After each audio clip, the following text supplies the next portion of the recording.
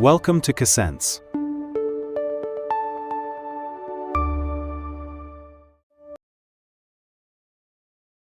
You're sitting at your desk late at night.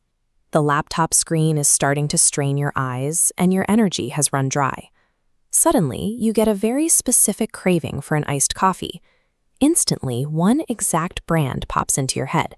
You reach for your phone, open a delivery app, tap the screen a few times, and 20 minutes later, your craving is satisfied. That seamless experience feels like a lucky coincidence, but that moment was actually carefully engineered by a specific business strategy called the Mental and Physical Availability Framework. This strategy operates on a simple rule. A product only gets purchased if a company does two things at the exact same time. They make the product easy to think of and easy to buy. If a company fails to clear both of those hurdles, the sale won't happen.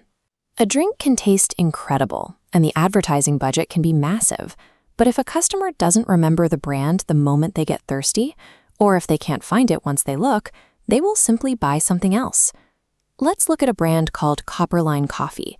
They were highly profitable and spent millions on beautiful advertisements, yet their sales growth had stopped.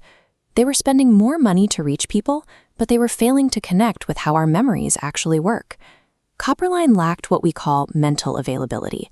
Essentially, they weren't top of mind.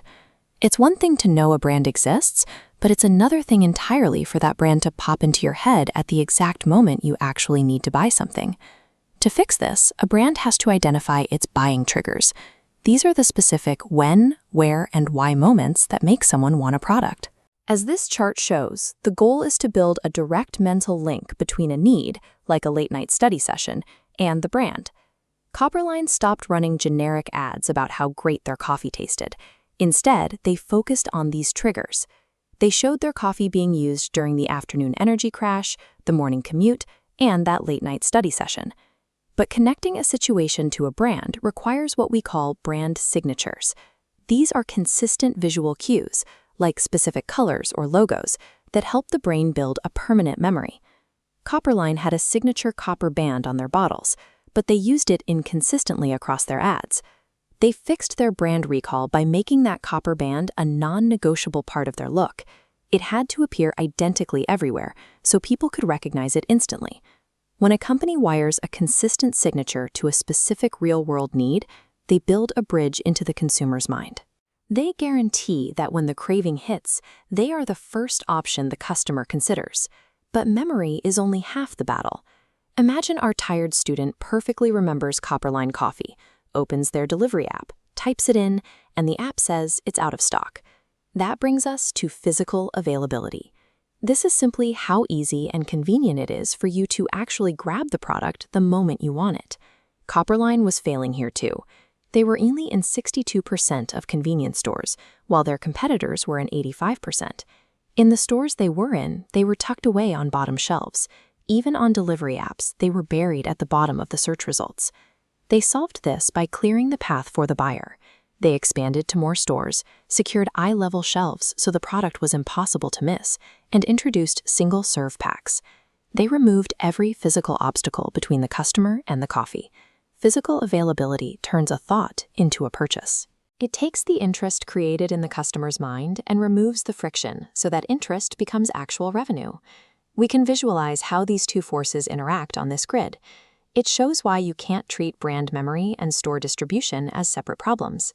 In the top left, people really want your product, but they can't find it. You've won the mental battle, but you're losing the sale because the product isn't there. In the bottom right, your product is on every shelf in the world, but no one thinks to buy it. You have the reach, but the brand is effectively invisible because it hasn't linked itself to a need. The top right is the goal.